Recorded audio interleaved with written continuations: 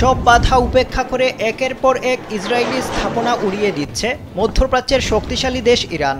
এবার ইসরায়েলের বিমান প্রতিরক্ষা ব্যবস্থা আয়রন ডোম চুরমার করে দেশটির প্রতিরক্ষা সদর দপ্তর গুড়িয়ে দিয়েছে তেহরান। শনিবার ভারতীয় সংবাদ মাধ্যম এনডিটিভি এই খবর জানিয়েছে।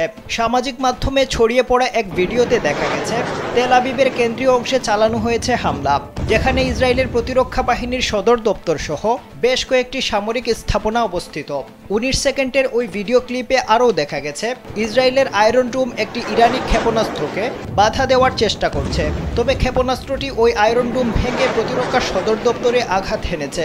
ক্লিপটি শুরু হয় বিকট শব্দে বেরিয়ে আসা প্রজেক্টাইল দিয়ে, এরপর আলোর ঝলক এবং আগুনের একটি গোলা বিকট শব্দে ভবনে আঘাত করে। স্যান্ডেলিনা সো, রূপচর্চায় আভিজাত্য।